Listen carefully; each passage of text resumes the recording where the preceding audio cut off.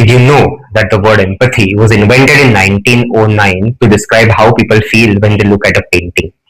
Not people, paintings. And we built $1 billion leadership industry on it. I think we should talk about that, don't you?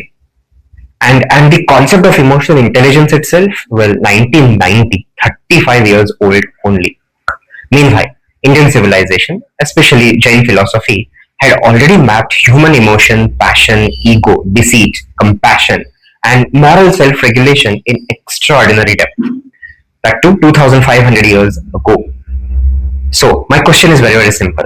Why are we treating a 35-year-old Western corporate construct as the gold standard of human understanding? Now, I'm not just philosophizing. The science itself is troubled. Hans Eysenck, one of the most respected psychologists of 20th century, called EQ built on quicksand.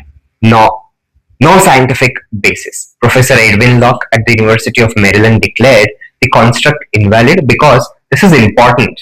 You cannot reason with emotion. That is a logical contradiction built into the very name. The measurement tools, self-report questions. Now you rate your own emotional intelligence. Think about that. The people least self-aware are the least qualified to assess their own self-awareness, isn't it? And here's the one that stopped me cold. Research from the University of Toronto found that people with high EQ and Machiavellian personalities were most likely to manipulate, demean, and exploit their colleagues, not less. High EQ doesn't make you a better human. It can maybe make you a more effective manipulator. The certificate doesn't equal the character. So, what did our ancestors actually understand that we have forgotten? Jain philosophy identified 4 root emotional corruptions. Krodh, which is anger, Lobh, which is greed, Man, which is ego, and Maya, which is deceit. Notice, deceit and ego are emotional states, not just moral ones. And the antidote wasn't a workshop or a score. It was a lifelong practice of cultivating their opposites. Forgiveness, humility, transparency, and contentment. And the concept of Anikantavad from Jainism, which means many-sidedness of reality. You cannot understand any situation, any person, any emotion from a single standpoint. Anyone who claims otherwise is committing the same mistake as the blind man describing an element. Does it sound familiar? That is exactly what an EQ score does. It reduces the infinite complexity of a human being to a number.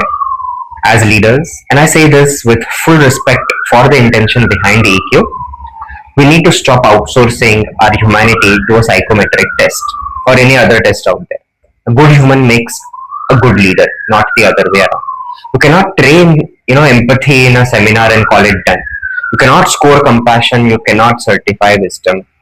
What you can do, what leaders across Indian philosophy, Stoic tradition, Buddhist practice all agreed upon, is the hard, unglamorous, lifelong work of knowing yourself. Like actually knowing yourself, your biases, your ego, your deceit, and your patterns. That is not an EQ score. That is character. I'm putting this out, not to tear anything down, but to start a real conversation. Because the best leaders I have ever met weren't high on EQ. They were just genuinely good human beings. And I think they had done their inner work. So tell me, do you think EQ has made us better leaders? Or, have we just gotten better at performing leadership through the lens of the so-called EI? I would love to hear your thoughts. Thank you.